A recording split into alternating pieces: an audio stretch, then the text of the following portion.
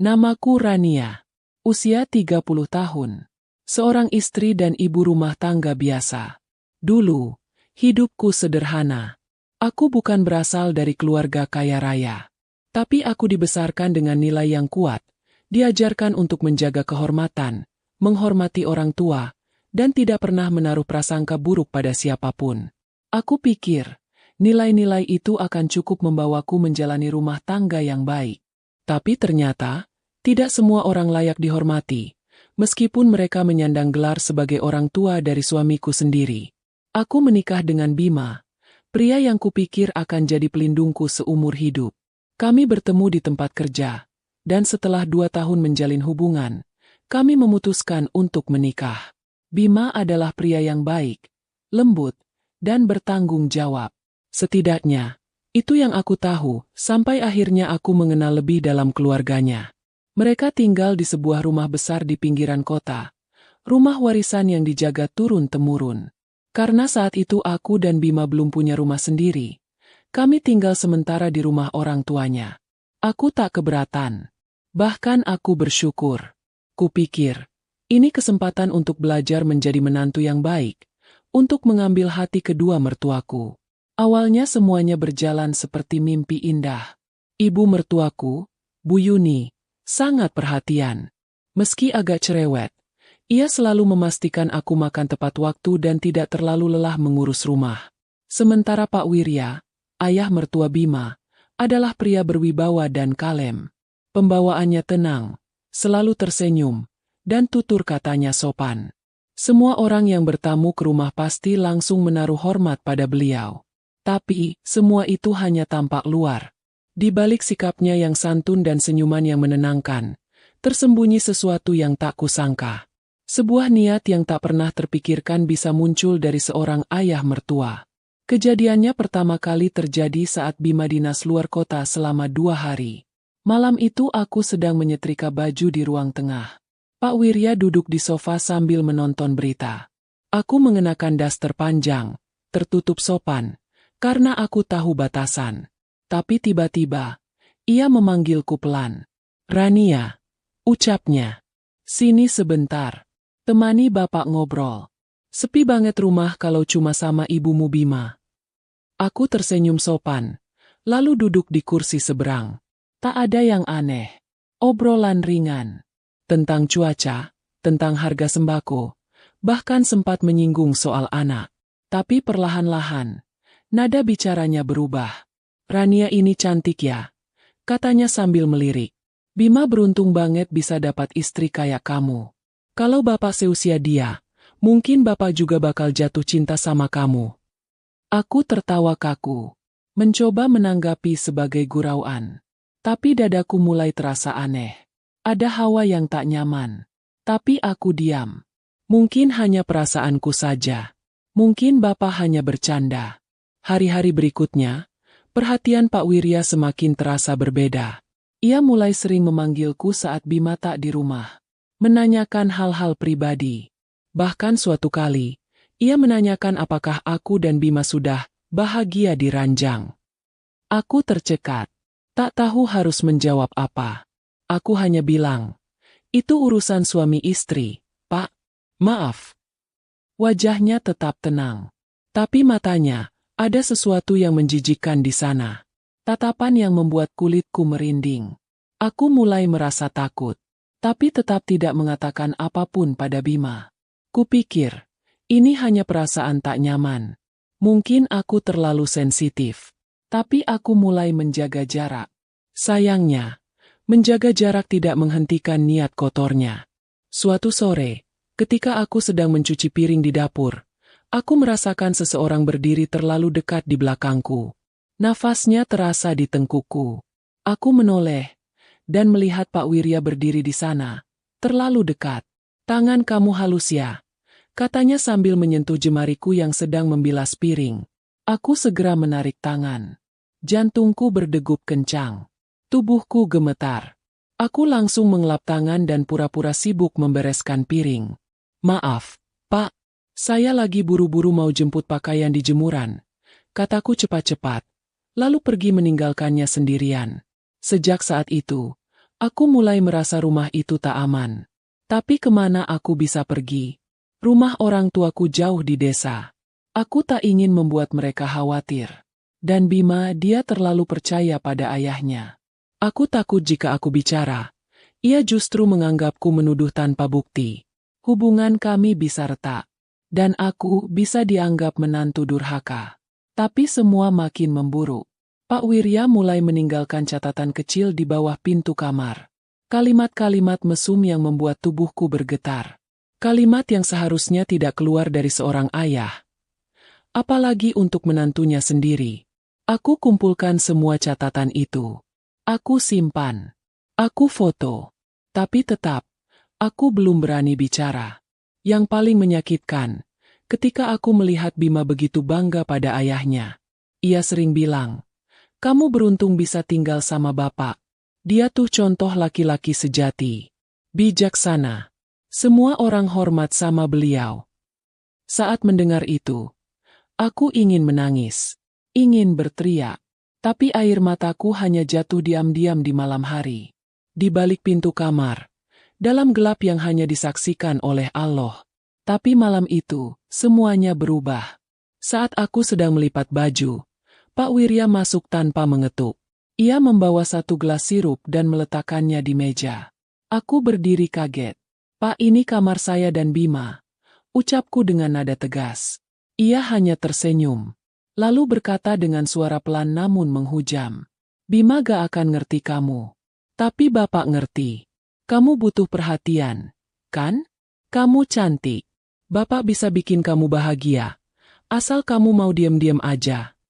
Aku menatapnya. Tubuhku gemetar. Tapi aku tahu, aku tidak bisa terus jadi korban. Bukan aku yang harus merasa malu. Bukan aku yang harus diam. Di malam itu, aku bertekad. Aku tidak akan menangis lagi. Aku tidak akan sembunyi lagi. Aku akan balas. Tapi bukan dengan air mata.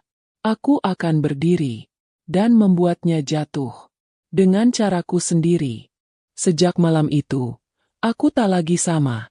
Bukan berarti aku menjadi wanita keras kepala yang melawan dengan teriakan. Justru aku mulai memainkan peran seperti dirinya. Manis di luar, tapi menyimpan rencana di balik senyum. Keesokan paginya, aku tetap menyajikan sarapan seperti biasa. Tetap menyapa Pak Wirya dengan senyum. Tapi di balik senyum itu, ada mata yang mengawasi. Ada telinga yang waspada. Setiap perkataannya kuingat. Setiap langkahnya kuperhatikan. Aku mulai mempersiapkan alat. Sebuah kamera kecil yang kutaruh di sudut rak buku ruang tengah. Mikrofon mini yang kugantungkan diam-diam di bawah meja makan. Aku tahu apa yang kulakukan ini bisa dianggap berlebihan. Tapi ini bukan sekadar membela diri. Ini tentang mempertahankan harga diriku sebagai seorang istri, sebagai wanita. Aku juga mulai menghubungi seseorang. Seorang sahabat lama bernama Nadine. Kami pernah dekat saat kuliah. Tapi setelah menikah aku menjauh karena sibuk rumah tangga. Nadine sekarang seorang pengacara.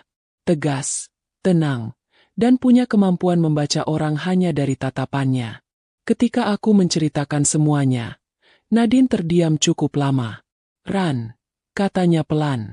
"Kalau kamu mau lawan balik, jangan setengah hati. Sekali kamu buka ini, gak akan bisa ditutup lagi." Aku mengangguk. Aku sudah muak. "Nat, aku gak mau lagi tidur dalam ketakutan." Nadine membantuku menyusun rencana. Ia memberiku aplikasi perekam otomatis yang bisa disambungkan ke ponsel. Aku sembunyikan ponsel itu di balik vas bunga dekat ruang tamu. Nadine juga mengajariku bagaimana berbicara, memancing pelaku agar mengakui sendiri tanpa sadar. Semua butuh waktu dan kesabaran. Dan kesempatan itu datang lebih cepat dari dugaanku. Sore hari, Bu Yuni dan Bima sedang keluar ke toko bangunan. Rumah sepi. Aku duduk di ruang tamu, pura-pura membaca majalah. Pak Wirya mendekat, membawa 2 cangkir teh. "Saya buatkan teh untuk kita berdua," katanya dengan senyum yang dulu membuatku takut, tapi kini hanya membuatku jijik. Aku pura-pura tersenyum. "Terima kasih, Pak." Ia duduk di sebelahku. Terlalu dekat. "Ran, Suaranya berat. Bapak gak bisa bohong. Dari pertama kali kamu masuk rumah ini, Bapak udah ngerasa sesuatu. Aku pura-pura bingung. Maksudnya, Pak? Ia menatapku dalam. Bapak laki-laki, kamu perempuan. Kita sama-sama dewasa. Kita bisa jaga rahasia. Asal kamu gak cerita ke siapa-siapa. Bapak bisa bahagiain kamu lebih dari Bima. Dek, kata-kata itu akhirnya keluar. Mulut itu akhirnya memuntahkan dosa yang selama ini hanya kulihat dari geraknya. Aku berpura-pura gugup, menunduk. Tapi, Pak, kalau sampai ketahuan gimana? Ia tertawa pelan. Tangannya bergerak menyentuh lututku. Tenang aja. Selama kamu nurut, gak akan ada yang tahu. Tangan itu, tangan yang dulu menggenggam tangan Bima di akad nikah kami, kini menyentuhku dengan niat busuk. Tapi aku biarkan. Karena ponselku sedang merekam segalanya. Sore itu, aku berhasil mendapatkan rekaman pertama. Just, tanpa tekanan. Suara ayah mertua yang menawarkan tubuhnya kepada menantunya sendiri. Setelah ia pergi, aku kunci kamar dan tubuhku lemas. Aku menangis. Bukan karena takut, tapi karena marah. Marah pada dunia yang membiarkan pelaku bersembunyi di balik gelar orang tua. 2 hari kemudian, rekaman itu kukirim ke Nadine. Ia hanya membalas satu kalimat pendek. Kita sudah punya peluru. Sekarang tunggu waktunya. Dan waktu itu datang dengan caranya sendiri. Keluarga besar Bima akan mengadakan syukuran ulang tahun pernikahan mertua. Sebuah acara yang cukup mewah. Disiapkan di rumah kami sendiri. Dihiasi balon, lampu gantung, makanan catering, dan tamu dari mana-mana. Pak Wirya ingin terlihat sebagai sosok ayah panutan, suami setia, kepala keluarga terhormat. Aku menatapnya dari jauh saat ia berdiri di tengah keramaian, memberikan sambutan. Ia tampak percaya diri. Matanya menyapu para tamu. Lalu berhenti sejenak menatapku.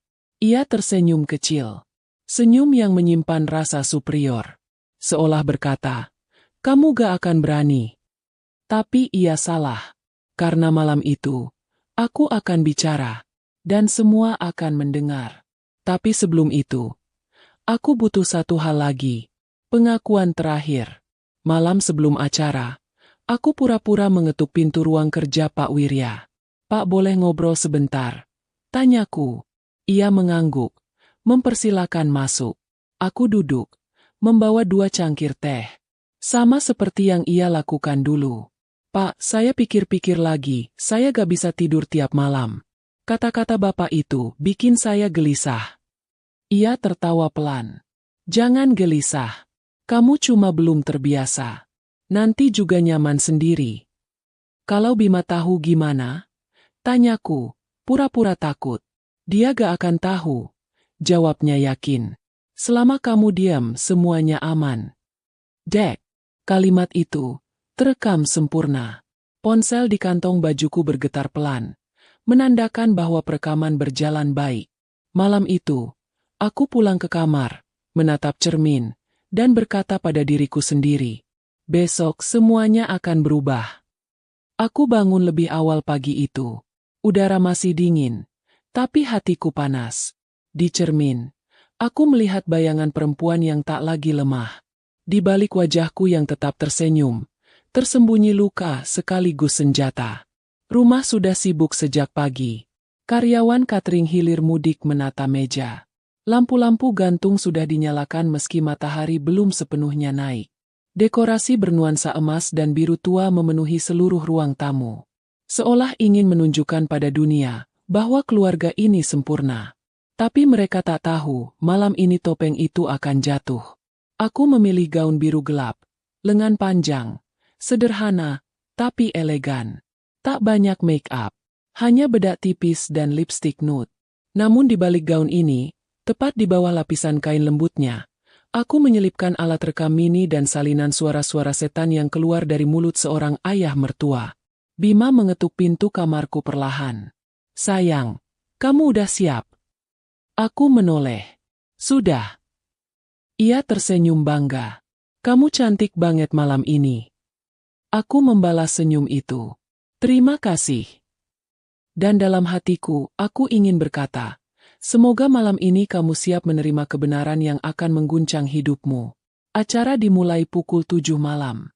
Musik lembut mengalun. Para tamu datang dengan pakaian terbaik mereka. Ada kolega-kolega Pak Wirya, saudara jauh dari luar kota, bahkan beberapa pejabat lokal yang katanya teman semasa mudanya. Bu Yuni tampil anggun, memeluk dan menyambut para tamu dengan senyum khas ibu rumah tangga kalangan atas. Sementara itu, Pak Wirya berdiri di sisi meja utama, menerima ucapan selamat ulang tahun pernikahan dari semua orang. Ia tampak bahagia, penuh percaya diri. Ia bahkan sempat menepuk pundakku saat aku lewat di hadapannya. Terima kasih ya, Rani, udah jadi bagian dari keluarga ini, katanya dengan senyum yang membuat perutku mual. Tapi aku tetap tersenyum. Sama-sama, Pak. Semoga malam ini jadi malam yang tak terlupakan. Dan memang akan jadi malam yang tak terlupakan. Untuk semuanya. Ketika waktu menunjukkan pukul 8 malam, acara memasuki sesi sambutan keluarga. Bima diminta bicara pertama. Ia bercerita tentang bagaimana ia bangga menjadi anak Pak Wirya, tentang cinta dan keteladanan kedua orang tuanya, tentang bagaimana rumah ini dibangun atas dasar cinta. Aku menatap suamiku, yang bicara tulus dari hati. Ia benar-benar tak tahu apa yang terjadi di balik punggungnya. Setelah Bima, giliran Bu Yuni berbicara. Lalu Pak Wirya. Dan ketika ia mulai bicara, semua mata tertuju padanya. Ia berbicara dengan gaya khasnya, tenang dan penuh wibawa. Terima kasih untuk semua yang datang malam ini. Terima kasih sudah menjadi bagian dari perjalanan cinta saya dan istri saya selama 35 tahun ini. Tepuk tangan menggema. Kamera dari para tamu merekam. Lensa-lensa ponsel mengabadikan momen. Dan kemudian aku melangkah maju. Tidak ada yang memintaku. Tapi aku tahu, inilah waktunya. Bolehkah saya bicara sebentar? Tanyaku dengan suara pelan, tapi cukup terdengar oleh seluruh ruangan. Pak Wirya mematung. Matanya sedikit membelalak. Tapi ia tak bisa menghentikanku di depan semua orang. Silakan, Ran, kata Bima, tersenyum polos. Ia mengira aku ingin memberikan ucapan syukur. Aku berdiri di tengah ruang tamu. Semua mata menatapku. Lampu sorot kecil di langit-langit jatuh tepat di wajahku. Aku menarik napas dalam-dalam. Saya ingin bicara sebagai seorang menantu, sebagai seorang istri, dan sebagai seorang wanita. Beberapa orang mulai saling menoleh. Suasana berubah perlahan. Selama ini, saya hidup dalam diam. Saya menyimpan sesuatu yang tak seharusnya saya simpan. Tapi malam ini, saya memilih untuk tidak diam lagi. Pak Wirya terlihat gelisah. Ia berjalan pelan ke arahku. Ran, ini bukan waktu yang tepat. Tunggu dulu, Pak, kataku tegas. Tapi tetap tenang. Tolong biarkan saya selesai. Ia terdiam. Aku mengambil ponsel dari dalam gaunku. Kubuka folder rekaman. Kulekatkan ponsel itu pada mikrofon portabel yang sudah disiapkan panitia acara. Suaraku bergetar, tapi aku tak menghentikan tangan yang menekan tombol, putar. Dan saat itu, seluruh ruangan terdiam ketika suara Pak Wirya terdengar jelas. Kamu perempuan, Bapak laki-laki, kita bisa jaga rahasia. Bapak bisa bahagiain kamu lebih dari Bima. Terdengar suara tawa rendahnya. Suara berat yang membuat bulu kuduk merinding. Rekaman itu terus berputar, memperdengarkan kalimat demi kalimat yang menusuk hati. Selama kamu nurut, gak akan ada yang tahu. Semua tamu saling berpandangan. Beberapa perempuan menutup mulut mereka. Bu Yuni memucat. Bima berdiri perlahan dari kursinya. Matanya tak lepas dari layar ponsel di tanganku. Aku mengangkat wajahku. Menatap satu persatu orang di ruangan. Selama ini, aku diam. Karena aku ingin menjaga nama baik keluarga ini. Tapi malam ini, aku harus bicara. Karena harga diriku bukan sesuatu yang bisa dibeli dengan ancaman. Pak Wirya tampak limbung. Ia melangkah mundur. Wajahnya tak lagi bersinar seperti tadi. Ia tampak tua, rapuh, dan telanjang di hadapan semua orang. Tapi aku belum selesai. Aku tatap Bima. Wajah yang dulu penuh cinta, kini dipenuhi kebingungan. Mas, selama ini aku hanya ingin menjadi istrimu yang baik. Tapi ternyata, aku juga harus jadi wanita yang membela diri sendiri. Dan sebelum ada yang bisa bicara, aku berjalan meninggalkan ruangan itu. Kepala tegak, langkah pelan. Gaun biru panjangku menggesek lantai marmer. Di belakangku, suasana tak lagi pesta, tapi kehancuran. Malam itu, aku bukan lagi Rani yang pendiam. Aku adalah badai yang datang tanpa suara, tapi meninggalkan jejak yang tak akan pernah hilang. Begitu pintu utamaku tutup dari luar, aku mendengar teriakan dari dalam rumah. Suara Bu Yuni, histeris dan patah hati. Lalu suara Bima, memanggil-manggil namaku dengan nada panik, penuh tanda tanya. Aku tidak menoleh. Langkahku mantap menuruni tangga batu marmer rumah mewah itu. Sepatu hak tinggiku berdetak keras seperti dentang jam kematian. Aku tahu malam itu bukan akhir segalanya. Malam itu justru awal dari semuanya. Di luar rumah, udara dingin menusuk kulit, tapi hatiku sudah beku lebih dulu. Sopir pribadi keluarga yang biasa mengantarku berdiri tertegun. Tak tahu harus berbuat apa. Aku hanya mengangguk kecil. Antarkan saya ke hotel terdekat, yang paling tenang. Di sepanjang jalan, aku memandang keluar jendela. Lampu kota yang biasanya terlihat indah kini seperti sinar-sinar tajam yang menyilaukan luka hatiku. Dalam diam, aku menggenggam ponsel. Satu rekaman itu saja sudah cukup menghancurkan reputasi Pak Wirya. Tapi aku masih menyimpan rekaman lain, yang lebih vulgar, yang lebih menjijikkan. Aku belum akan membagikannya. Belum sekarang. Keesokan paginya, teleponku tak berhenti berdering. Ada lebih dari 40 panggilan tak terjawab. Semuanya dari Bima. Lalu dari Bu Yuni. Bahkan nomor-nomor tak dikenal pun ikut memanggilku. Mungkin wartawan gosip atau rekan bisnis keluarga yang mulai mencium bau busuk dari rumah berlapis emas itu. Aku tak mengangkat satu pun. Siang itu, aku duduk di balkon kamar hotel. Pemandangan kolam renang dan kebun kecil menenangkanku sedikit. Di depanku ada satu cangkir teh panas. Dan sebuah undangan digital yang baru saja ku ketik. Undangan kepada seorang pengacara. Aku tak ingin hidup dalam rumah yang sudah berubah jadi sarang dusta.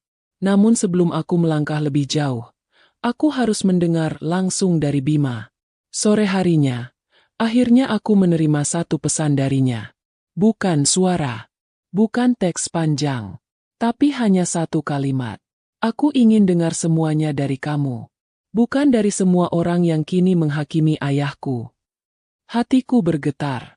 Aku tak tahu, apakah kalimat itu lahir dari cinta, atau dari luka yang menolak percaya. Kami bertemu di kafe kecil di pinggir kota. Tempat yang dulu kami datangi saat awal menikah. Tempat yang penuh tawa, yang kini hanya menyimpan kenangan hampa. Bima datang dengan mata sembab. Rambutnya berantakan. Jasnya pun tak serapi biasanya. Aku duduk di hadapannya. Tak ada senyum. Tak ada pelukan. Kenapa? Tanyanya lirih. Kenapa kamu harus buka aib keluarga di depan semua orang? Aku mengangkat alis. Karena diamku selama ini, sudah membuatku hancur perlahan. Ia menggeleng pelan. Kamu bisa bicara padaku. Kenapa harus mempermalukan ayah seperti itu? Aku tertawa getir. Mempermalukan? Bima, selama ini aku hampir mati menahan jijik. Ayahmu masuk kamarku saat kamu tak ada. Ayahmu menyentuh bahuku, mengunci pintu, membisikkan kalimat-kalimat kotor sambil tersenyum manis. Dan kamu tanya kenapa aku mempermalukan dia. Bima terdiam. Napasnya sesak. Aku sayang kamu, Mas. Tapi sayangnya, kamu lebih sibuk jadi anak yang patuh daripada suami yang peka. Kamu tahu berapa kali aku menangis malam-malam karena merasa kotor? Kamu tahu berapa kali aku hampir bunuh diri gara-gara takut kamu gak percaya? Matanya mulai berkaca-kaca. Tapi aku tak berhenti. Dan saat aku akhirnya berani, saat aku buka semua, kamu malah tanya kenapa aku mempermalukan dia. Bima menunduk. Lama. Lalu ia berkata dengan suara pecah, "Aku gak tahu, Ran, aku gak tahu harus marah ke siapa. Aku kecewa, hancur, tapi juga gak nyangka Ayah bisa sebusuk itu." Aku diam. Di mataku, Bima bukan lagi pria yang kulihat di pelaminan dulu. Ia kini hanya seorang anak laki-laki yang kehilangan arah di tengah runtuhan keluarganya sendiri. "Apa kamu akan ceraikan aku?" tanyaku akhirnya. Ia mendongak. Matanya merah. "Aku gak tahu." Lagi-lagi, kalimat yang menggantung. Pertemuan itu berakhir tanpa kejelasan. Tapi aku tahu satu hal. Aku tak bisa lagi tinggal di rumah itu. Di rumah yang menjadi kuburan semua keberanianku. Seminggu berlalu. Berita tentang Pak Wirya menyebar. Beberapa kontrak bisnisnya dibekukan. Salah satu proyek pemerintah yang dipegangnya mendadak dihentikan. Grup WhatsApp ibu-ibu sosialita di perumahan elit jadi panas. Semua orang bertanya-tanya. Tapi tak satu pun yang berani menyebut namaku secara langsung. Karena mereka tahu, aku adalah kunci yang bisa membuka lebih banyak aib. Suatu malam, saat aku tengah duduk di hotel sambil membaca draft pengajuan cerai, seorang perempuan datang ke kamarku. Ia berdiri di depan pintu dengan mata sembab. Rambutnya terikat asal. Wajahnya lelah. "Bu Yuni, izinkan saya bicara," katanya dengan suara yang nyaris tak terdengar. Aku menatapnya tanpa kata. Lalu mengangguk pelan. Ia duduk di kursi seberang. Tak ada basa-basi. Tak ada formalitas. Saya tahu semuanya. Saya tahu sejak dulu. Tapi saya diam. Aku tersentak. "Apa?" Ia mengangguk. "Saya tahu Pak Wirya punya kebiasaan mendekati perempuan. Bahkan pernah dengan salah satu asisten rumah tangga kami. Tapi saya tutup mata. Karena saya pikir dia akan berhenti. Dan saya ingin anak-anak saya tetap lihat ayah mereka sebagai orang hebat." Mataku panas. "Jadi kamu biarkan aku jadi korban?" Bu Yuni mengusap matanya. "Saya salah. Saya bukan ibu mertua yang baik. Tapi malam itu, saat kamu putar rekaman itu, saya merasa seperti ditampar berkali-kali. Saya malu dan saya marah. Tapi bukan padamu, Rani. Saya marah pada diri saya sendiri." Ia bangkit, berdiri di depanku. "Terima kasih karena sudah berani. Karena kamu, semua topeng ini jatuh. Kamu bukan menghancurkan rumah kami. Kamu menyelamatkannya dari kebusukan yang lebih dalam." Aku tak bisa berkata apa-apa. Tangisku pecah. Dan malam itu, untuk pertama kalinya, aku merasa tak sendiri lagi. Tangis itu bukan hanya karena rasa sakit yang selama ini kupendam, tapi juga karena akhirnya ada seseorang yang melihatku bukan sebagai menantu, bukan sebagai istri, tapi sebagai manusia yang terluka. Sejak malam itu, aku tak lagi menyembunyikan luka. Aku justru menggunakannya sebagai kekuatan. Dalam diam, aku merancang satu demi satu langkah balasan. Tapi bukan balasan yang membabi buta. Aku tak ingin menjadi perempuan yang kehilangan arah karena dendam. Aku ingin menunjukkan bahwa aku bisa membalas dengan matang dan elegan. Keesokan harinya, aku mendatangi kantor salah satu firma hukum paling disegani di kota ini. Ruangan itu dipenuhi lemari buku, berkas-berkas tebal, dan suara ketukan keyboard. Aku bertemu dengan Bu Rista, pengacara perempuan yang dikenal sebagai pembongkar kasus-kasus pelecehan terselubung di kalangan pejabat. Aku memberikan semua bukti, semua rekaman, semua pesan-pesan suara menjijikan yang dikirim Pak Wirya ke ponsel lamaku, yang selama ini kusembunyikan dengan sangat hati-hati. Bu Rista membaca semuanya tanpa ekspresi. Tapi dari caranya mengepalkan jemari di atas meja, aku tahu ia geram. "Saya akan urus semuanya. Kamu hanya perlu satu hal, Rani," katanya. "Apa itu?" "Berdiri tegak, dan jangan ragu sedikit pun saat menghadapi mereka nanti." Aku mengangguk. Aku sudah terlalu lama merunduk. 2 minggu setelah pertemuan itu, kantor berita lokal mulai memberitakan skandal yang menyeret nama seorang pengusaha ternama dan keluarganya. Tak ada nama disebutkan secara langsung. Tapi masyarakat cukup cerdas untuk menghubungkan potongan-potongan fakta. Grup sosialitas semakin ramai. Beberapa klien bisnis menarik diri. Saham perusahaan keluarga Pak Wirya turun perlahan. Dan aku masih diam. Belum waktunya aku muncul. Sementara itu, Bima masih mencoba menyelamatkan pernikahan kami. Ia mengajak bertemu. Mengirim bunga. Mengirim surat tulisan tangan yang panjang. Yang entah kenapa tak lagi menyentuh hatiku seperti dulu. Rani, aku menyesal. Aku benar-benar menyesal. Kalau kamu beri aku kesempatan sekali saja, aku akan tebus semuanya. Tapi hatiku tak bisa lagi percaya pada janji yang datang dari ketidakpekaan. Sampai akhirnya undangan itu datang. Sebuah acara besar ulang tahun perusahaan keluarga. Yang biasanya diadakan di ballroom Hotel Bintang 5, mengundang tokoh penting, influencer, pejabat, dan relasi bisnis. Tahun ini, mereka tetap menggelarnya. Meskipun tengah diterpa gosip buruk, mungkin untuk menjaga citra. Dan kali ini, aku tidak ingin hanya menjadi bayangan di tengah pesta. Aku ingin mereka tahu bahwa aku tak akan pernah kembali menjadi korban. Hari itu, aku datang dengan gaun berwarna hitam elegan. Rambutku ditata rapi oleh penata profesional. Langkahku anggun, tapi penuh kekuatan. Semua mata menoleh saat aku masuk. Bahkan beberapa tamu bergumam pelan. Bukankah itu istri Bima? Yang katanya kabur karena sesuatu dengan mertuanya. Pak Wirya berdiri di ujung ruangan, tengah menyambut tamu.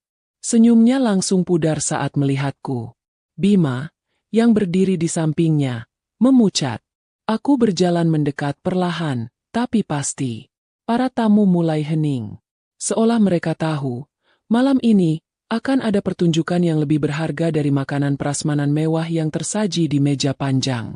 Aku berdiri di atas panggung kecil yang biasa digunakan untuk sambutan. Tangan kananku memegang mikrofon. Tangan kiriku menggenggam ponsel dengan rekaman terakhir, bukti paling telak dari semua kebusukan itu. Dan di hadapan semua orang, aku bicara. Tanpa berteriak, tanpa menangis. Hari ini, saya bukan hadir sebagai bagian dari keluarga besar Pak Wirya. Saya hadir sebagai perempuan yang selama ini disakiti, diremehkan, dan didiamkan. Saya berdiri di sini bukan untuk membuat kalian malu, tapi untuk menunjukkan bahwa kebenaran tak akan pernah bisa dikubur, hanya karena yang melakukannya berpangkat dan terhormat. Semua tamu terdiam. Kamera-kamera ponsel mulai terangkat. Dan aku tak peduli. Aku menyalakan rekaman itu. Suara Pak Wirya yang mesum dan memalukan terdengar jelas di seisi ruangan. Beberapa tamu perempuan menutup mulut. Beberapa laki-laki menggeleng tak percaya. Bima menunduk.